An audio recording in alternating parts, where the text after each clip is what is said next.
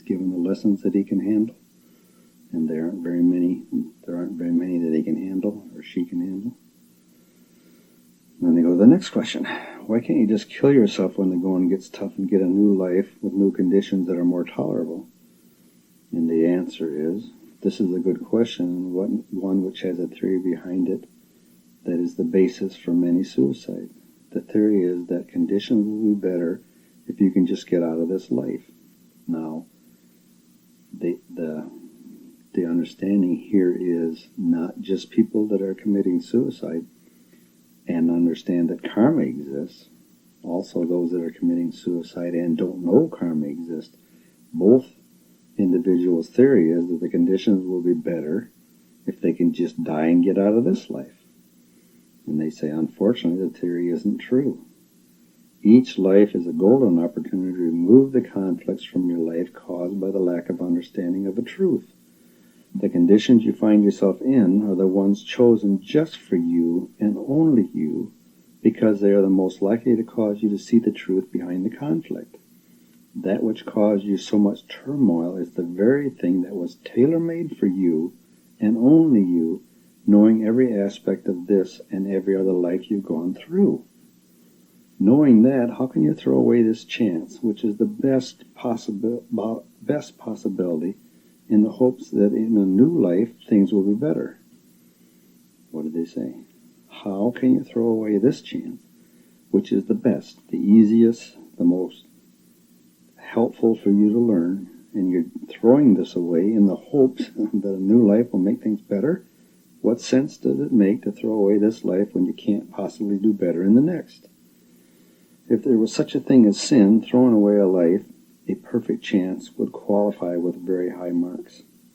From another stance, the story of a man who had to take a train trip through Canada. He found the conditions so bad on the train that he was just disgusted. Everything was wrong. The sheets were dirty, the food was horrible, the conductor was obnoxious, the train was so rough in places that he couldn't even drink his drink without spilling it. Finally, he just had enough and jumped off the train. That was it. He couldn't take any more, and off he went. As he fell, he broke his leg and ended up in the cold, dark forest. Realizing that he'd made a huge mistake, he began crawling down the tracks in great pain. He was found 4 days later, 2 miles from the station of his destination. Dead, of course. Just 6 more minutes, and he would have been safely at his destination. The moral? Answer the question. Where do you land when you jump off this life before you get to your destination? No one ever tells you. No one ever talks about that. We know. Don't jump.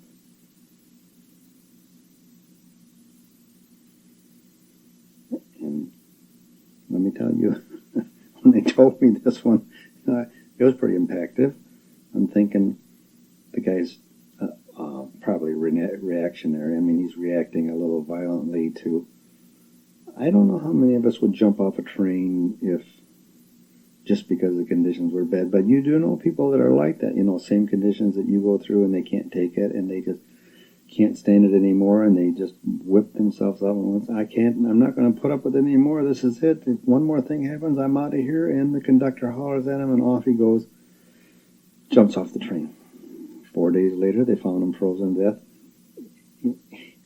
He's crawling. He's broken leg. Now think about it. You're crawling with a broken leg. Not going to go very fast. The guy's crawling down the tracks in pain. He's found 4 days later, 2 miles from the station of his destination. 6 more minutes he would have waited. He'd have got to where he was supposed to go. No broken leg. No dying of... No death from either the broken leg or freezing. Pretty interesting picture. Pretty much spells things out to you. You're going to kill yourself to make conditions better? Think about that picture. The man jumped off the train, broke his leg, tried to crawl the station, didn't make it, froze to death. 2 miles, 6 minutes from his destination. Just a little teeny ways more to go. they said, answer this question. Where do you land when you jump off of life before you get to your destination? They go on to say, we know, don't jump. So if they know and they tell you that emphatically, don't jump, probably a good idea to hang on for the next 6 minutes or whatever time period it is. Next chapter, Karma and Evil. And it starts right out with a question. Why are some people allowed to go on with their evil ways? Why doesn't karma stop them when they're so obviously evil? They seem to be able to do anything and get away with it. Is this where the concept of karma's fairness fails? The answer is, each man's lesson is his own and is developed in the context of his lives, past and present. Since no person knows what another person has gone through, there is no way to judge his life and what progress he is making. This is where those who stand in judgment of others fail in their understanding.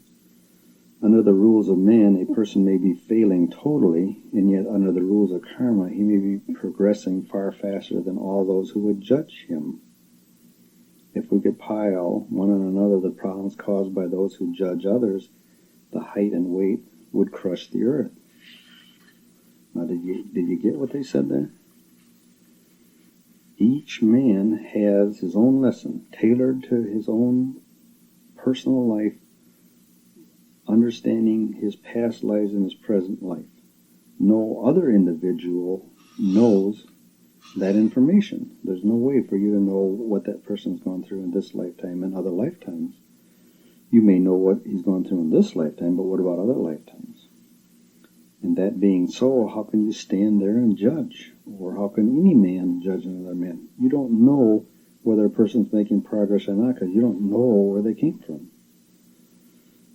And in that concept, they also say if we could pile the problems caused by those who judge one on top of another, the problems, it would crush the earth. A lot of problems caused by judging. You don't know where the other person is. You know, if you're sitting here in the midsection of the left side of the U, and you're a do-gooder, and you're looking at a person and judging them and saying they're in the gutter and they're just a prostitute and just a horrible person, think about that. Where are you? Where are they? How much progress are you making? How much progress are they making? You understand what they're saying? In the rules of karma and in the following of the progress of the you, you're behind that person. That person's making progress, you're not. Don't judge. You don't know enough. Don't judge. Get on with what you're doing. Quit judging.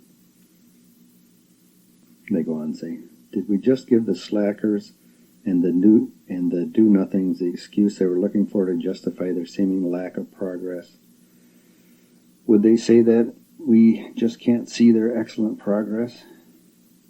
Do you understand what they're saying there? Did we just give those people that don't do anything, the slackers and do-nothing, did we give them an excuse to justify? You know what they're going to say. You know, you point to them and say, you're just a lazy bum. You don't do anything. You just sit around the house and watch TV. And they'll say, no. I'm making excellent progress. You read the book. You know what they said about karma. I could be making a lot more progress than you. And so they say, did we just give the slackers some excuses? Would they say that we can't see their excellent progress? And they say, perhaps not. Still, as with so many things the fool would fool others with, using his or her massive intellect, this argument fails when viewed from our vantage point. Why?